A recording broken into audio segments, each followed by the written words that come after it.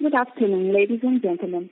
At this time, we would like to welcome everyone to Braskem's fourth quarter of 2019 earnings conference call. Today with us we have Pedro Freitas, Vice President of Finance, Procurement and Corporate Affairs, and Rosana Volio, Head of Investor Relations. We would like to inform you that this event is being recorded and all participants will be in a listening mode during this company's presentation. After Braskem remarks are completed, there will be a question and answer section. At the time, further instructions will be given. Should any participant need assistance during the call, please press *0 to reach the operator. We have simultaneous webcasts that may be accessed through Braskem IR website at www.braskem-ri.com.br and the NVIQ platform, where the slide presentation is available for download. Please feel free to flip through the slides during the conference call. There will be a replay facility for this call on this website. We remind you that questions, which will be answered during the Q&A session, may be posted in advance on the website. Before proceeding, let me mention the forward-looking statements are being made under the Safe Harbor of Securities Litigation Reform Act of 1996. Forward-looking statements are based on the beliefs and assumptions of Braskem management and on information currently available to the company. They involve risks, uncertainties, and assumptions because they relate to the future events and therefore depend on circumstances that may or may not occur in the future. Investors should understand the general economic conditions, industry conditions, and other operating factors could also affect the future results of Braskem and could cause results to differ materially from those expressed in such forward-looking statements. Now, I'll turn the conference over to Rosana Volio, Head of Investor Relations. Mrs. Volio, you may begin your conference. Good afternoon, all. We would like to thank you for joining Braskem Earnings Result Conference. Today we will present fourth quarter and 2019 results. So please let's move to slide number 3. In this slide, we will present the company's strategic pillars and its achievement. Regarding competitiveness and productivity, the company presented a total injury rate 58% lower than the industry average.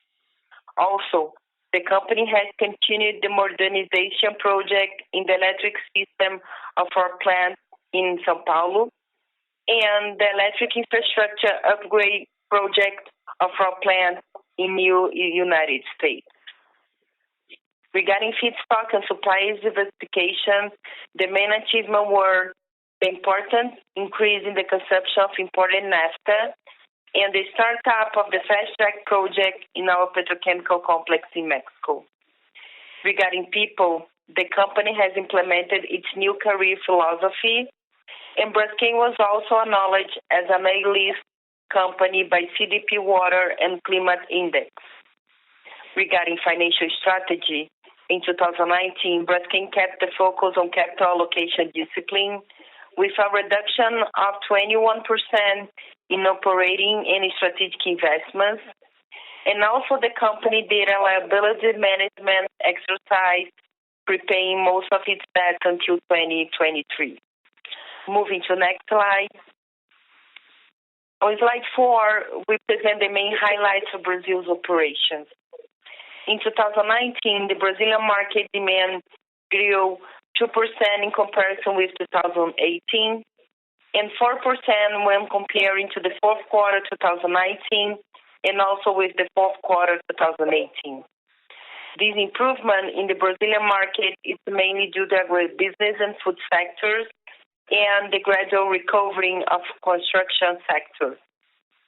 In the year, the utilization rate of the crackers was 85% below 2018 due to the lower supply of feedstock at the crackers in Bahia, to the shutdown of chlor-alkali and EDC plants in Alagoas State, the scheduled shutdown of one of the production lines in Bahia as well. The international petrochemical spread dropped, especially the polyethylene spread that presented a 36% drop mainly because of the new capacity starting in the United States combined with a weaker global demand.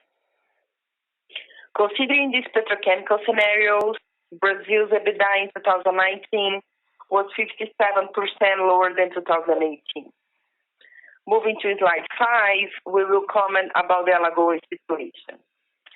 In the fourth quarter, the company has continued to operate the imported business model to keep its PVC production running and to import soda in order to supply the Brazilian market. Also, in the fourth quarter, Braskem reaffirmed its commitment with the safety of the communities affected by the geologic event through the following actions: definitive closing of salt extraction activity in Maceió by signing an agreement with Alagoas State prosecutors creating a program, and by signing an agreement with the labor prosecution of C4 implementing a program to recover business and promote education for residents and workers. Moving to slide 6, we will talk about United States and Europe operation highlights. In the United States, the fourth quarter demand was 5.4% lower when compared with the previous quarter due to seasonality, and a 10.3% drop when compared to the previous year due to the weaker auto industry performance and to the lower growth of the global economy. In Europe, the demand also showed a drop of 3.8% compared to the last quarter and a growth of 0.7% compared to last year. The spreads remain in sustainable levels in the United States, and in Europe, the spreads remain compressed because of the local economy and auto industry slowdown. Given that, the United States and Europe's EBITDA was 48% lower than 2018. Moving to the next slide, we'll talk about Mexico operations. The demand in Mexico market showed a drop of 9% in this quarter due to seasonality of the period combined with the weakness of the Mexican economy. The Mexico operations were impacted by higher ethane supply, and as a consequence, the utilization rate increased. These effects combined with the commercial strategy of prioritizing sales in more profitable regions offset partially the lower polyethylene spreads in the region. Moving to the next slide, we will talk about the company's free cash flow generation. In 2019, Braskem posted a consolidated EBITDA of 7.8 billion reais. Of this EBITDA, 1.9 billion reais were related to non-recurring events of PIS and COFINS tax revenues, totalizing a recurring EBITDA of approximately 6 billion reais. The variation working capital was positive by 2.4 billion reais as a result of inventories optimization and extension of the payment terms of imported naphtha. The total operational investment was 1.7 billion reais. 2.2 billion reais were related to interest paid, 412 million reais regarding income tax payments, and 903 million reais related to strategic investments of the company, mainly the new polypropylene facility in the U.S. Adding up all these numbers, Braskem had a positive free cash flow before that of 3.1 billion reais in 2019. Let's move to slide 9. We show the corporate debt profile of Braskem. At the end of 2019, the company presented a cash position of $2.3 billion. Additionally, the company has a revolving credit facility of $1 billion that can be withdrawn until 2023. In 2020, Braskem maintaining its liability management strategy with an issuance of 500 million reais of promissory notes and $2.2 billion of new bond issuance. Moving to the next slide, we show the main highlights of the year. With regard to the EBITDA and net income indicators, we see a drop impacted mainly by the down cycle of polyethylene. But in the other side, The company presented positive cash flow even in this scenario and presented a net debt in line with previous year and under control, with no relevant maturities in the short term as a result of the liability management that the company did last year. In this context, Braskem remains as an investment-grade company by Standard & Poor's and by Fitch. Moving to slide 11, we'll talk about the company's commitment regarding to the transition to a circular economy. Aligned with our commitment with the circular economy, we have had progress among all plastic goods production chain. In the beginning of the chain, regarding products design, we have sold 161,000 tons of renewable resins under a green brand, and also engage partnerships with clients to develop even more sustainable packages. In our production, 70% of OCS program were implemented. This program seeks to eliminate pallets that could be wasted to the environment from our production and logistic process. We have also achieved 26% of water reuse in our plant. We have been working initiatives that promote awareness of plastics consumption's impact to the environment, and then more than 150,000 people were impacted by them, and we would like to highlight the Educatu educational program, a partnership with Acatu Institute, and also the partnership with Philadelphia Eagles to engage people with the circular economy in Philadelphia State. Regarding the plastic chain support, 2,000 tons of post-consumer plastic were delivered to recycling collections, benefiting 37 cooperatives under the Ser Mais program.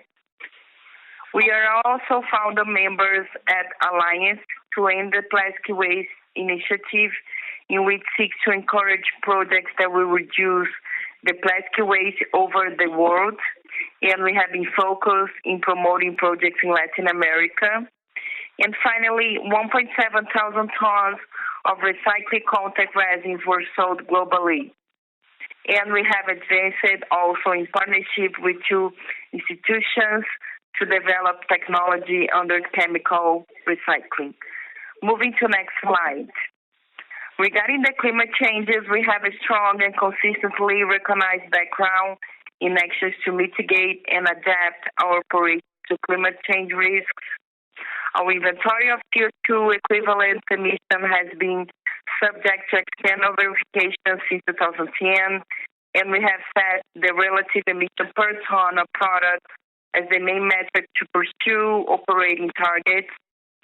In 2015, we have started to develop an adaptation plan to be implemented among our operations in order to prevent the company from potential threats regarding climate changes. It has mapped 58 high risk, and our target is to reduce them to zero until 2023. In 2014 and 2018, we have set CO2 intensity emission targets for 2020 and 2030, following our aspiration to be recognized as the top performer company in sector regarding carbon efficiency. In 2019, we have concluded our 2018 emission inventory, achieving a reduction of 21% in CO2 relative emissions of our plants related to 2008 baseline. In 2019, we have obtained leadership position in CDP Climate and Water, and we were also recognized by the ONU Global Compact as a leader company in sustainable development. We have also worked initiatives focusing on reduce our CO2 emissions. We have obtained our first carbon credit certificate, result of substituting our vehicle fleet fuel to ethanol among 2018 and 2017 in São Paulo. And also we have closed a long-term agreement with Votalia to purchase solar energy. Finally, we have obtained progress in our adaptation program reducing high risk to 54 in 19. Moving to slide 13, we will comment about our priorities for this year. In productivity and competitiveness, Braskem will focus on the renewal of naphtha and ethane and propane contracts with Petrobras, and also on the startup of the chlor-alkali plant in Alagoas. In feedstock and supply diversification, we will advance on the studies for the complementary ethane import solution in Mexico. As for geographic diversification, the focus will be on the startup of the new PP plant in the United States in the end of first semesters. And about people, governance, and reputation, we concluded the monitoring program under the global agreement that we signed in 2016, and now we seek for the issuance of the certificate of compliance by the authorities involved. The company will continue committed to address Alagoas issues together with all the authorities involved, ensuring the safety of the people and the safe return of our operations. In 2020, we will keep investing our commitment with the circular economy, focusing initiatives to engage the plastics good chain productions, boosting up recycling contact resins volume, and developing technologies regarding chemical recycling. At last, we will focus on the discipline in capital allocation, keeping a strong cash position during the current scenario. So we conclude the presentation of the results. Thanks for the attention of everyone. So let's move to the question and answer session. Now, I'll turn the conference over to Pedro Freitas. Please, Mr. Pedro, you may proceed. Thank you. Thank you, Rosana, for the presentation. It's a pleasure to be talking to you again after the results of 2019. And I appreciate your time today to talk to us. I would like to start just by making a brief comment on COVID-19 and the way that Braskem is addressing the challenges around the virus.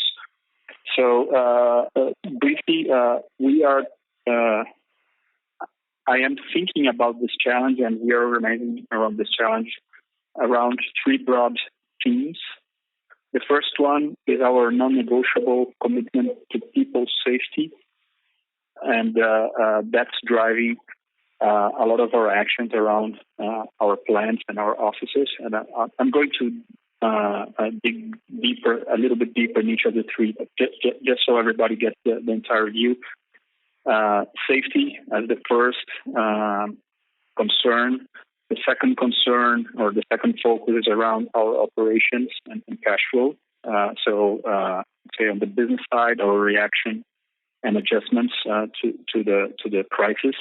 And then the third one is how can we support our customers, our value chain, our suppliers, and also the broad society in general.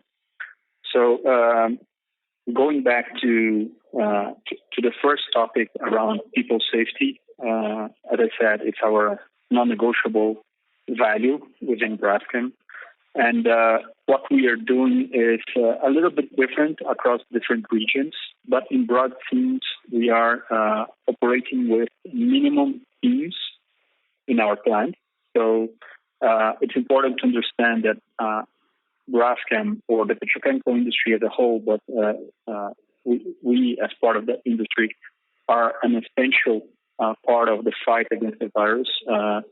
Plastics are used in medical supplies, also in hygiene, in packaging for home delivery. So you see plastics and chemicals. You have hydrochloride for hygiene again. So you have different plastics and chemicals being used across the world in the fight. So it's essential that Braskem keeps operating. That's the first point. So we need to keep operating, but with safety. So we have reduced the size of the teams in the plants to just the bare minimum, the essential number of people. To give you an idea, In Brazil today, considering both Braskem team members and also contractors, we have reduced the number of people inside our plants by more than 60%. So we are working on that. We are rescaling shifts. In the U.S., we have a few plants where there are people in lockdown or lock-in inside the plant. So you have entire shifts that are living in the plants, and then they rotate in the plants there. So different ways in different places on how to react to that. Also social distancing. So in the cafeterias, we have increased the separation of people. On the buses, for people that are coming and going to the plants as well, we increased the number of buses, keeping people separated within the buses. These are some of the some ideas or some points around what we are doing. In the offices, that's another interesting aspect. Braskem has been preparing for a couple of years now to work on a more digital platform. So once we decided that people would no longer go to the office, and I'll give you the example of the headquarters in São Paulo, there are about a bit less than 1,000 people working there, day in, day out. We decided that we would no longer or ask people that did not have a mandatory requirement to be in the office to work from home. Next day, there were only 20 people in the office. So from 1,000 to 20 people in one day, and the company has not stopped operating. So this is part of the digital transformation that Braskem is pursuing, and it has shown that it bears fruits. And this was a very clear example, very fast to implement or to flip the switch there. On the second bucket around the operations, again, different impacts in different places, still very volatile. In Europe, we had a scheduled turnaround that was going to happen in one of the plants a couple of months from now, in May. Because of COVID, that turnaround was postponed, but we were already building up inventory in that plant in anticipation of the turnaround. So what we did now is we have stopped that plant for 1 week or for 10 days so that the inventories go back to normal level, since the turnaround is not going to happen. In the U.S., we are running pretty hard. I mean, in the U.S., our product, the main product we produce in the U.S. is polypropylene. Polypropylene goes into medical disposables like syringes and other disposable hospital materials. So we are running hard on that. We have adjusted our production footprint because the automotive industry is not pulling so much. But on the other hand, for hygiene, health, and also packaging, the demand has grown, so we have adjusted. So for now, the U.S. has been running pretty well. And then in Mexico, we have started the operation of the fast track, bringing more ethane into Mexico. So actually in Mexico, production has increased on average over the first quarter.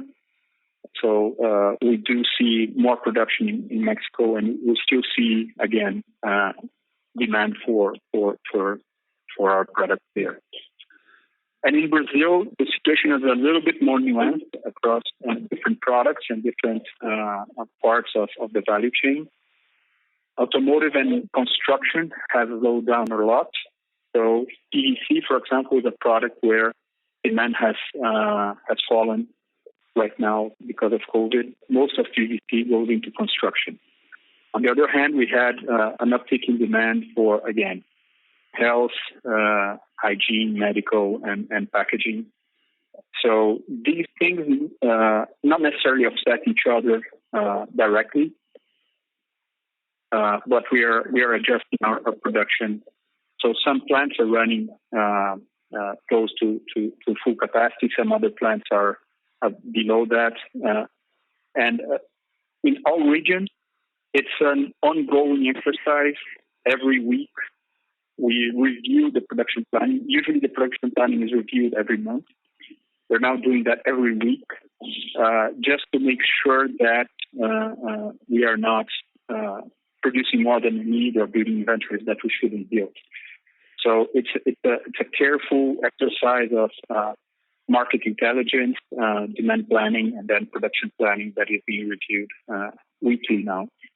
Because the situation is changing dramatically from week to week, there are examples here in Brazil where, let's say, last week one product was had very low demand, and now this week it's in high demand. So the value chains are still adjusting and adapting to the new situation. So this needs to be revised very, very frequently, and we're doing that. Another aspect still on the operational side, which I also think is important, is our financial situation.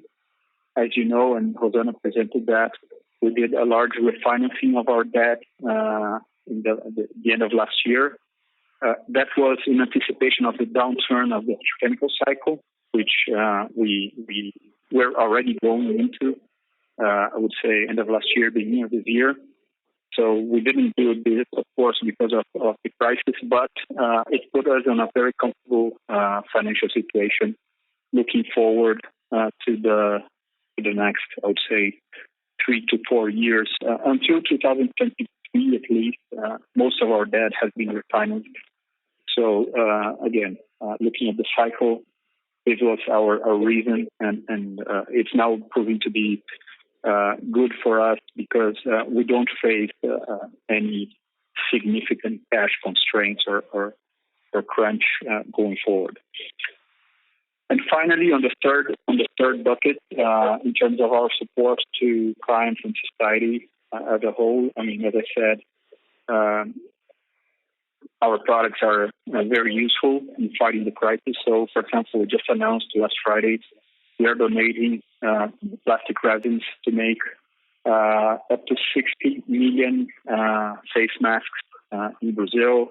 We have other initiatives going on in Mexico, Europe, and in the U.S. But that's one example. We are also working with our clients in Brazil, especially the small and mid-sized clients, supporting them with, I would say, a very competitive credit line for the next couple of months.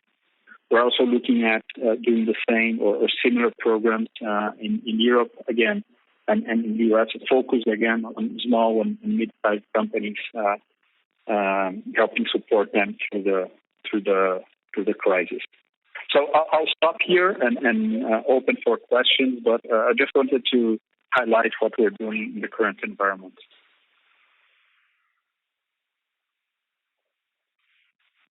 Thank you. The floor is now open for questions. If you have a question, please press star 1 on your touch-tone phone or at this or any time. If at any point your question is answered, you may remove yourself from the queue by pressing star 2. Questions will be taken in the order they are received.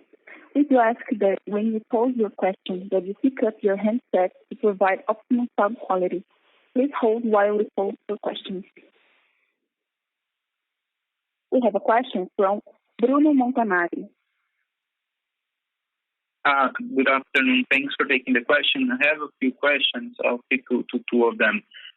We have seen quite a sharp increase in naphtha spreads since the beginning of the year as a result of the declining oil price. So thinking about higher spreads and potentially lower demand, how should we think about the net benefit or net damage of this to the company's cash flows in 2020, assuming that spreads, of course, stay at current levels? From what you mentioned, it doesn't seem like demand has declined a lot. On the other side of the equation, spreads are much higher, more than double. So that would be my first question. And second question, listening to your comment, Pedro, about lowering P1 side depend by 60%, Does this mean you could operate a leaner company after the crisis? Of course, not with the bare minimum, but if you can navigate such a period with that much less people, I was wondering how the future could look like once we get out of this very unfortunate situation. And a quick third one. What would you say could be your overall utilization rate at the worst of the demand contraction, both in Brazil and the US and Europe? Thank you very much. Thank you, Bruno, for the questions. I'll tackle the first one, starting with the first one. So we did see an increase in naphtha spreads, and there is if you look overall, there is a slowdown in demand. And again, it's very uncertain scenario even for the next week, I would say, what to say over the next month. So we could still see a further decrease in demand or stability or even growth. We don't know, right? It's very hard to predict that right now. Very hard to answer your question on increased naphtha spread versus demand. I think it will depend a lot on how long those two effects remain in play. Because, I mean, we were coming into a downturn in the cycle. So assuming that the structural situation of the industry from a stable supply-demand perspective would be lower spreads in general, you can still go through a period where oil prices remain low and then the spreads would be good. But it's very hard to say when it comes back, and then whenever it comes back, how does it affect demand itself? So the interplay there is very complex to predict. I'm afraid I don't have a very good answer for you. I would say that right now, that interplay, I would say, is probably likely positive. So better spreads against a lower demand. But that can change, as I said, even next week. So very hard to predict that over the course of the year. On the second question... And if I can add just one comment on that. In our results, Bruno, because of the inventory cost, we only have the positive benefit starting in April. Okay, this is an important point. Thank you, Rosana. That is indeed an important point. Our result cycle is different from the kind of the spot prices that we see today. So we do carry inventory costs over time, which take 1 or 2 months to hit our results. So first quarter, we will still not see, I would say, the benefit of the higher spread that we see today. On the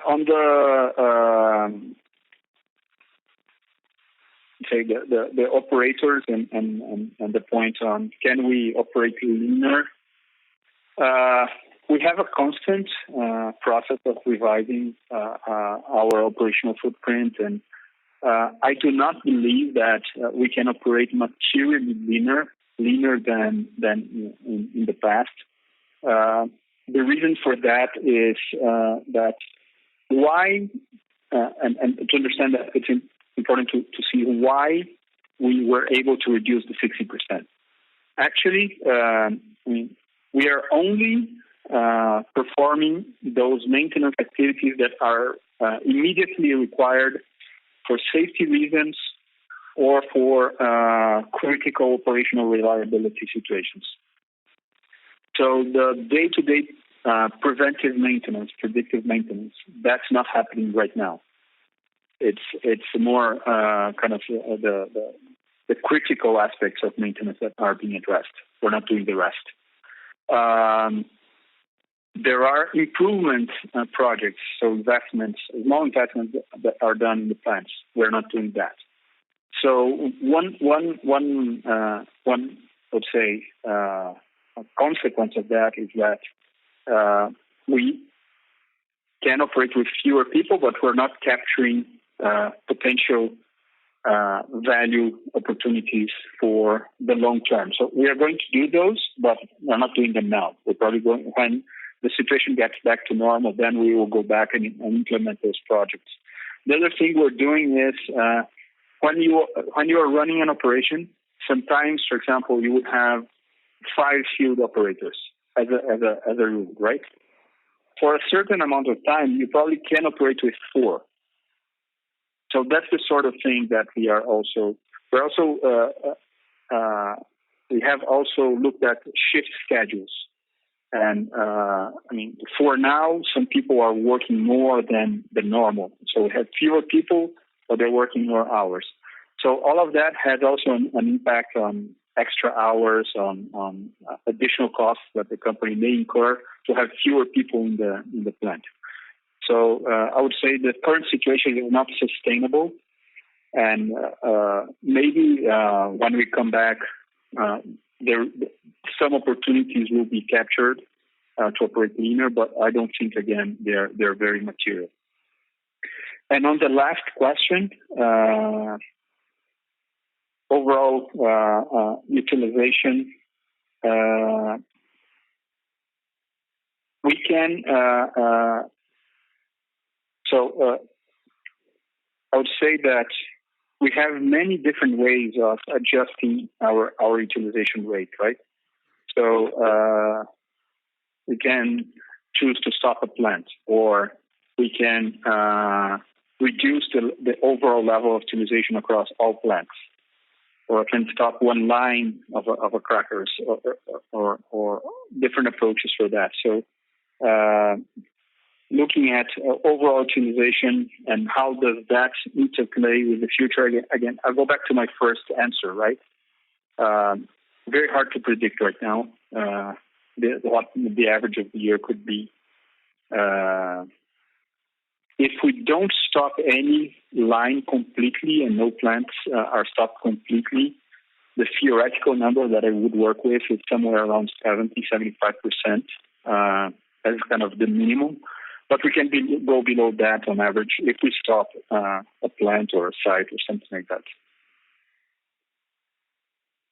And we could reduce a little bit more, the 70 or 75%, but in a short period, not per month. So we could adjust that when we continue, but not in a long period. If that happens, we will need to shut down one of the lines for South or Bahia crackers, for example.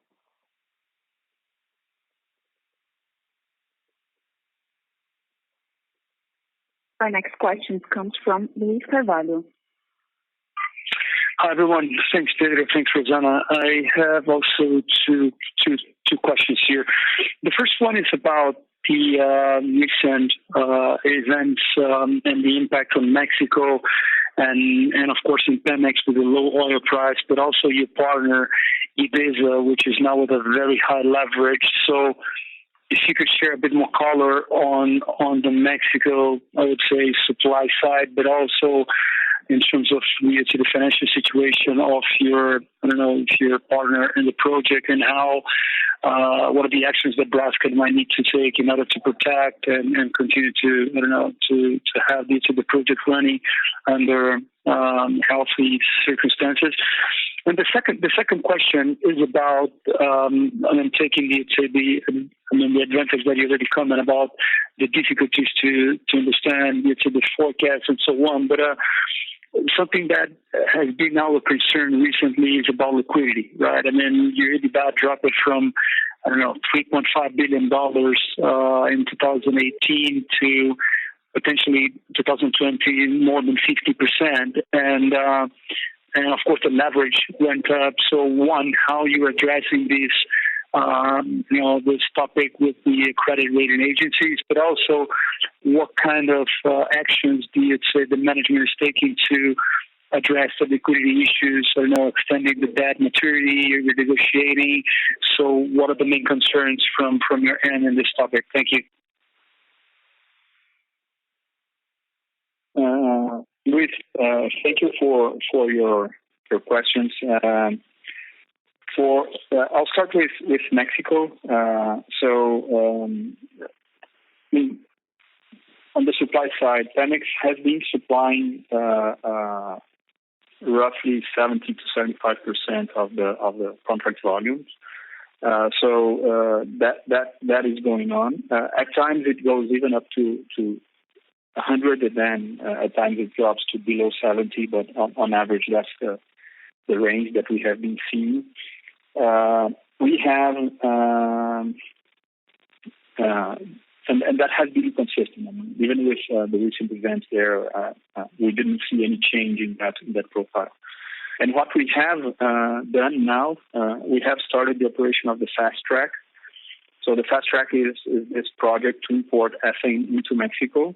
It can serve up to 15-20% of our needs with this solution, which is kind of let's say it's not temporary, but it's not the permanent solution. It's kind of a semi-permanent solution where the ethane comes by ship from the U.S. Gulf coast, and then we have trucks bringing the ethane into the plant. The permanent solution would be to replace the trucks by a pipeline or something that would be more definitive there. But it's being operating. It's ramping up very well. So we've seen a consistent increase in production, as I mentioned earlier, in Mexico, and even with the current oil price, I mean, we've been receiving the ethane from Pemex. On the financial situation of IDESA, I'm afraid you have to ask IDESA. I would not. I'm not the right person to answer that. The project itself has good cash flow generation, and even with lower polyethylene prices, we do see that it still has a good profile from the project itself. So Braskem data has been running well. It has, I would say, being able to incorporate the new ethane very well into the production. So I would say that it's running as expected in the current environment. Moving on to the liquidity and leverage point, I would say that first we had a very good, I would say, a strong cash generation last year of a little bit north of 3 billion reais. So that's a first point that I think it's important. We ended up the year with roughly $2.3 billion in cash, plus the $1 billion in the revolving credit facility that we have available, right? Since then, the cash position has remained strong within normal oscillations. We have decided to draw the revolving credit facility now in the beginning of April. We have done that as a precaution. So we've seen many companies doing that. And given the uncertainty of the scenario going forward, this is like an insurance policy, right? So we decided to get the funds into Braskem to be on I would say on the safer side. But I wanted to emphasize that this was a precautionary move. It's not because we are facing any cash constraints. Our financial policy, which defines how much cash we need to carry, is very conservative. So to give you an idea, it assumes that we have no access to any cash except from receivables from customers for a year, and we need to carry enough cash to be able to face all of our payments for a year, only getting money from clients as part of normal operations. Again, current situation is more volatile. That's why we decided to be more cautious and draw the RCF. But I would say that the current situation right now is stable. We have been doing some moves or some actions within Braskem to preserve liquidity, and one of them, for example, is a reduction in the capex forecasted for the year. We don't have a number yet, but based on the discussions that we've been having, I think that we're going to cut capex this year by at least 10%. We also have a positive impact from the FX devaluation of the real devaluation. A lot of our capex is in reais, so that's going to be fewer dollars going forward, right? With the devaluation of the real, so that is also a positive effect that we see, be it on capex, be it on our fixed costs. So we were already working on that. We also think that, the monetization of the fiscal fees tax credit is going to continue this year, so that will add another 800 million reais this year to our cash flow. That's our expectation. So I would say that we are working hard on preserve cash at the same time as we are also being cautious on how we handle this situation. On the rating agencies, the rating agencies do see the strong liquidity profile of the company. That's their main concern right now. I would say most of the conversation has been around this particular topic. It's less on leverage, it's more on liquidity, and they seem to be comfortable with what we have in hand right now. Leverage has gone up, as you can see, over the last year. And given the downturn in the cycle and potentially lower EBITDA this year, which is still very hard to predict, leverage could go up even a little bit higher. What the rating agencies have been telling us and have written in their reports is that they want to see Braskem deleverage in the 12 to 24 month range. So that's the expectation they have. We were actively working on initiatives that would lead us to that outcome. But now with the COVID situation, some of those plans I think will be postponed. So they were work in progress, and now the current market situation, the financial market situation, I would say has at least postponed that.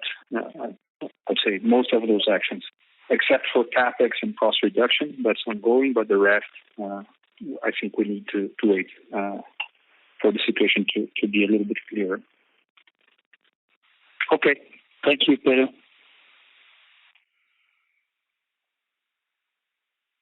The next question comes from Hassan Ahmed. Please, you may proceed. Hey, good afternoon, Pedro. Pedro, just wanted to revisit, some of the commentary, made by one of the people, I guess, who was asking the question and your response to it, just around the whole naphtha spread side of things. Obviously, as we take a look at what happened prior to the steep oil price decline, naphtha spreads, were fairly negative, right?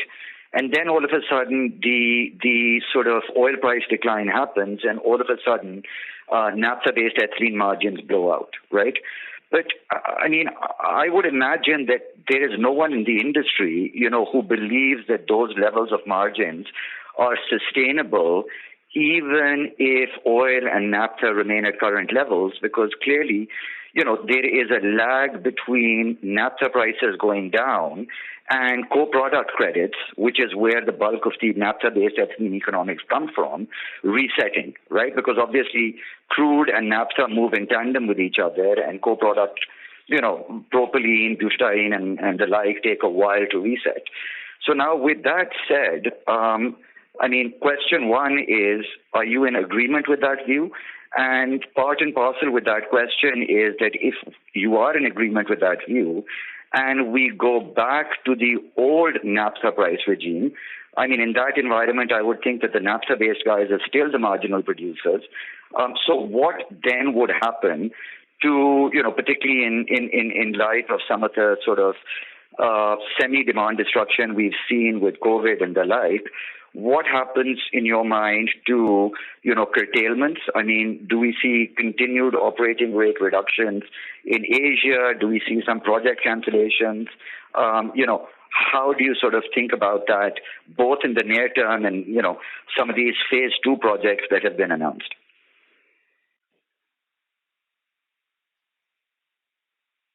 Hi, Hassan. Thank you for your question. These are very complex questions, especially in the uncertain situation. They are normally very, very difficult to answer. And in the current environment, I'd say they are next to impossible. But I'll give it a shot, okay? So the ethylene cash cost, as you know, has been, or at some points over the past couple of weeks, has been negative in Asia. So actually, the co-product credit was larger than the whole cost of naphtha plus running the crackers, and then players in Asia were left with negative cash costs for ethylene. I agree with you that there will be a reset. So either the oil price goes up and naphtha goes back up because of some resolution of the Saudi Arabia, say oil dispute, or co-product prices will come down, and then we would be left with, I would say, tighter spread in the naphtha crackers, in the naphtha-based industry in general. What is the difference between those two situations? We were already forecasting tight spread for the year. So setting aside a little bit the volume point, and I'm coming back to that later on, but setting that aside for a bit, just on the spread compression, we were already being very conservative in our approach to spread. So I would think that spreads, I would expect them to tighten again.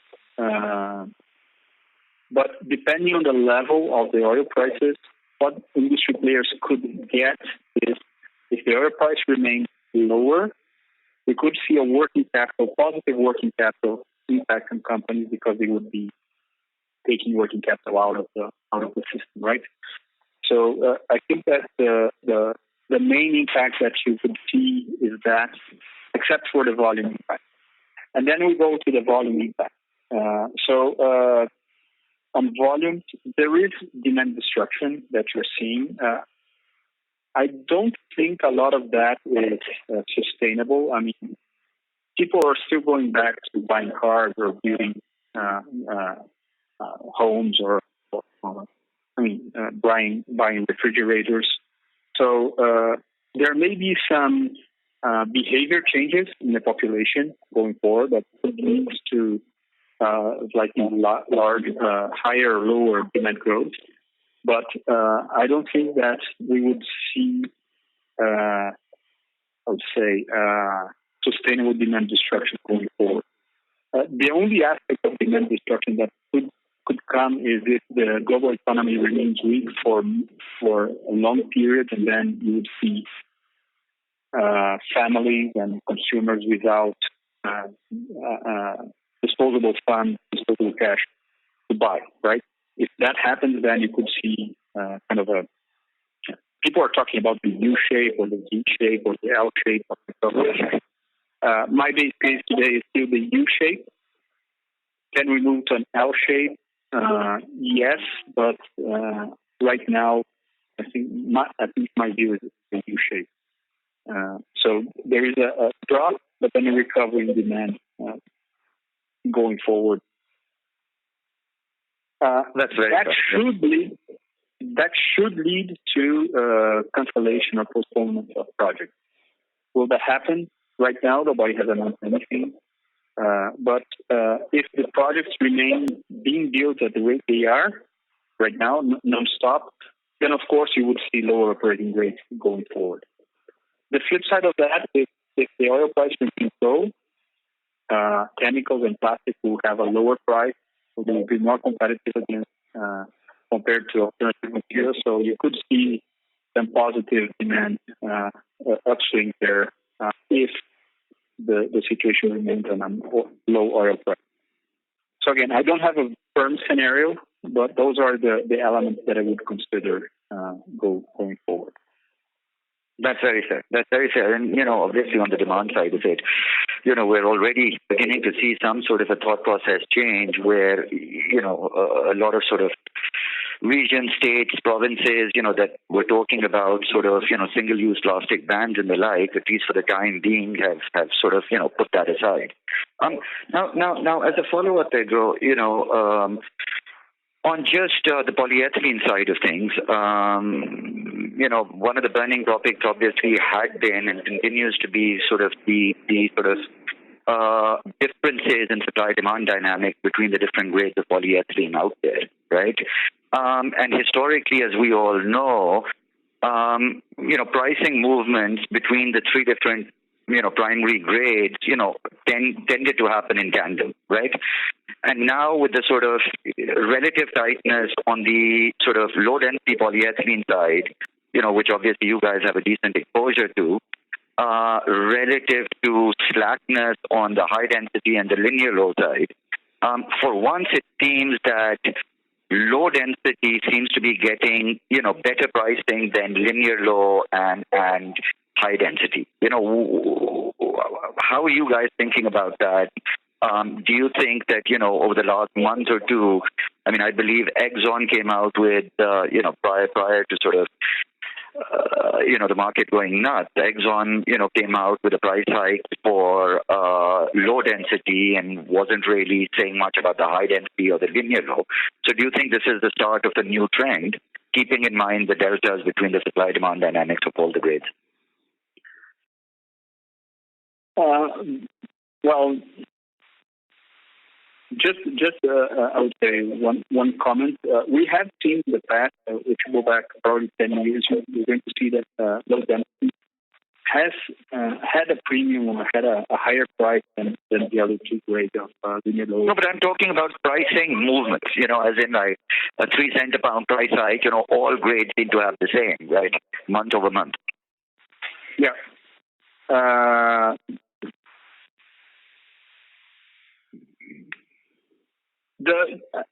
don't have a very firm view on that. We can talk to the commercial team and get back to you. But I think that the main consideration there is that most of the capacity that came online, especially in the U.S. over the past 5 years, is high density and linear low. We don't have a lot of new low density. We do have, for example, in our project in Mexico, we do have about 20-25% of the capacity there is low density, and the rest is high density. So we do have some new low density investment, but most of the investment was in high density and linear low, and including some swing plants that went from linear low to high density. So there is, I would say, a more restricted supply of low density globally, and that shows in this price difference. In terms of the more specific pricing move that has been happening over the past 6 months, I would need to get back to you. Perfect. Thank you so much, Pedro. Our next question comes from Christian Auri. Please, you may proceed. Thanks. Hi, Pedro and Rosana. I had 2 questions, one focused on leverage, the other on CapEx. Pedro, you mentioned on the leverage, obviously we had seen the pickup in your net debt to EBITDA. Is there a range as you look into 2020, notwithstanding all this uncertainty, is there a range that you feel comfortable with trying to maintain that level during the year? And also, is there a range that the rating agencies are seeking, or they simply want to see you deleverage, as you mentioned before? And are you keeping an eye on any specific Pedro covenant that could be reached, given the higher levels of net debt to EBITDA that you've reached? And then on the CapEx front, I was just curious, you mentioned a potential cut of 10% in CapEx. Can you remind us what percentage of your CapEx is in dollars versus reais? Because obviously, as you pointed out, you'll be helped by the depreciating real. And also, will this cut translate into your inability to ramp up production should the economy come back sooner than expected? In other words, is this cut more not fundamentally important projects that won't impact your ability to ramp up your production quickly should the economy come back sooner than you think? Thanks. Hi, Christian. Thank you for the questions. So on net debt, the rating agencies, I would say, beginning of last year, they had a couple of them had kind of a brief commentary on that they published, saying that in a cyclical industry like ours, they could see on the low end of the cycle, as we are right now, could see leverage going up to 3.5 or so. So that would be kind of understandable. They prefer that we would be below 2.5, net debt to EBITDA. As we've shown, we closed the year with 4.7, so we are above even the 3.5, right? So that is a fact. We do have another aspect that the rating agencies also look at, which is the debt profile and the maturity profile of the debt. So when they look at that, and when we look at that, we see that up to 2024, we have a comfortable debt maturity profile. So that gives us time to kind of have a glide path within 1 to 2 years to go back to this range of, I would say, 2.5 to 3.5, depending on where we're in the cycle. So low end of the cycle could be 3.5, high end of the cycle should be even below 2.5, so that we have some space to go through the swings in results because of the cyclical nature of the industry. So as I said, we were working on some initiatives, some alternatives to address that. Right now, some of them are accelerating, like the CapEx reduction. Some of them we are revisiting because of just the way the financial markets are. So some alternatives, like, for example, we have some auxiliary assets which are not core to the business. They're important assets, but that we could divest. So that sort of thing is what we were discussing and looking at as alternatives. So again, we are above the range we would like to be, but we do have this I would say, time frame, the space that is given by the debt profile of the company to go back to I would say, a more normal leverage number. On covenants, just briefly, we don't have any financial covenants on our debt, so we haven't reached those because they don't exist. In terms of the ramping back up on the return, the back end of the crisis, I would say that it will depend a lot on how and where demand goes back, but we keep producing all products. It's not like we have stopped production of any product. So maybe we'll hit some utilization rate that if we were doing the investments that were planned, maybe we could reach, 95 utilization, 95% utilization rate. Maybe now, without those projects being implemented, we'll go back to 90%. How much that, and these are just examples, right? These are not real numbers that we're working with, but just to give you the example, how much that marginal production or sale volume that we are losing out by not having those investments made now. Potentially, and given all the spread scenario that I briefly discussed in answering Hassan, potentially that marginal production is very low value anyway. So we think that we are not missing out on any large value perspectives because of the way that we're handling with CapEx. We hope we're not wrong, but right. Understood. And given, can give us a sense of what percentage of our capex is in dollars versus reais? Because I was just thinking if the depreciation of the real continues, obviously you wouldn't necessarily have to cut capex anymore and benefit. So of the maintenance capex, about 80% is in reais and 20% is in dollars. I would say the just regular maintenance capex. Of the total capex, remember that we have the Delta project, the new plant, the new PP plant that is being. By the way, that project keeps going, and we still do anticipate that the new plant will come online still in the first half of the year. But with Delta and the other, let's say, larger projects, then about 60% is in reais and 40% is in dollars for this year. Right. All right. Thank you very much. Now I'll turn over to Mr. Pedro Freitas for closing remarks. So I would like to thank all of you for participating in our call today. It was a pleasure talking to you, and I hope that we can keep the dialogue going in the coming months. It's going to be very volatile, very uncertain.